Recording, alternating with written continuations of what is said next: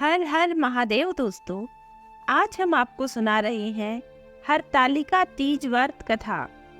ये व्रत सौभाग्यवती स्त्रियां अपने सुहाग को अखंड बनाए रखने और अविवाहित युवतियां मन मुताबिक वर पाने के लिए हरतालिका तीज का व्रत करती हैं। इस दिन व्रत करने वाली स्त्रियां सूर्योदय से पूर्व ही उठ जाती हैं और नहाकर पूरा श्रृंगार करती हैं।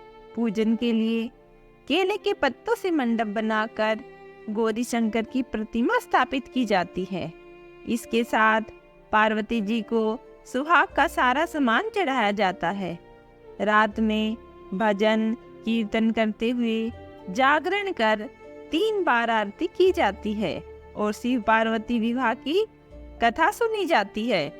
इस व्रत से जुड़ी एक मान्यता यह है कि इस व्रत को करने वाली स्त्रियां पार्वती जी के समान ही सुख पूर्वक पति रमण करके शिवलोक को जाती हैं। इस व्रत के व्रती को शयन का निषेध है। इसके लिए उसे रात्रि में भजन कीर्तन के साथ रात्रि जागरण करना पड़ता है। प्रातःकाल स्नान करने के पश्चात श्रद्धा एवं भक्ति पूर्वक किसी सुपात्र सुहागिन महिला को श्रृंगार सामग्री, वस्त्र, खाद्य सामग्री, फल, मिष्ठान एवं यथाशक्ति आभूषण का दान करना चाहिए। रेत के शिवलिंग बनाए हैं तो उनका जलाशय में विसर्जन किया जाता है और खीरा खाकर व्रत को संपन्न किया जाता है। तो आइए सुनते हैं हरतालिका तीज व्रत कथा। हरतालिका व्रत कथा शिवजी ने ही माँ पार्वती को सुनाई थी। शिव भगवान ने इस कथा में माँ पार्वती को उनका पिछला जन्म याद दिलाया था। शिव जी कहते हैं, हे गोरा, पिछले जन्म में तुमने मुझे पाने के लिए बहुत छोटी उम्र में कठोर तप और घोर तपस्या की थी। तुमने ना तो कुछ खाया और ना ही पिया, बस हवा और सूखे पत्ते चबाए। जला देने वाली गर्मी हो या कपा देने वाली ठंड, तुम नहीं हटी, डटी रही। बारिश में भी तुमने जल नहीं पिया। तुम्हें इस हालत में देखकर तुम्हारे पिता दुखी थे।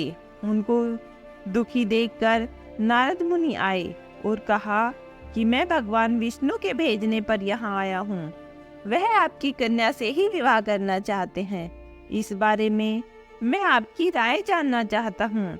नारद जी की बात सुनकर आपके पिता बोले, अगर भगवान विष्णु यह चाहते हैं तो उन्हें कोई आपत्ति नहीं, परंतु जब तुम्हें इस विवाह के बारे में पता चला तो तुम दुखी हो गई।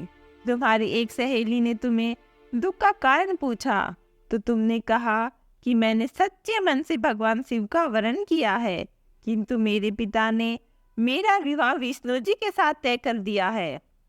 मैं विचित्र धर्म संकट में हूँ। अब मेरे पास प्राण त्याग देने के अलावा कोई और उपाय नहीं बचा है। तुम्हारी सखी बहुत ही समझदार थी। उसने कहा, प्राण छोड़ने का यह कारण ही क्या है? संकट के समय धैर्य से काम लेना चाहिए। भारतीय नारी के जीवन की सार्थकता इसी में है कि जिसे मन से पति रूप में एक बार वर्ण कर लिया, जीवन पर्यंत उसी से निर्वाह करे। मैं तुम्हें घनघोर वन में ले चलती हूँ, जो साधना स्थल भी है और जहाँ तुम्हारे पिता तुम्हें खोज भी नहीं पाएंगे। मुझे पूर्ण विश्वास है कि ईश्वर अवश्य ही तुम्हारी सहायता करेंगे। तुमने ऐसा ही किया। तुम्हारे पिता तुम्हें घर में न पाकर बड़े चिंतित और दुखी हुए। इधर तुम्हारी खोज होती रही, उधर तुम अपनी सहेली के साथ नदी के तट पर एक गुफा में मेरी आराधना में लीन रहने लगी। तुमने रेत के शिवलिंग का निर्माण किया।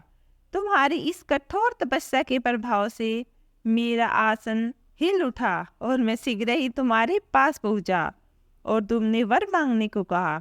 तब अपनी तपस्या के फलीभूत मुझे अपने समक्ष पाकर तुमने कहा, मैं आपको सच्चे मन से पति के रूप में वरण कर चुकी हूँ। यदि आप सचमुच मेरी तपस्या से प्रसन्न होकर यहाँ पधारे हैं तो मुझे अपनी अर्धांगिनी के रूप में स्वीकार कर लीजिए। तब यथास्तु कहकर मैं कैलाश पर्वत पर लौट आया।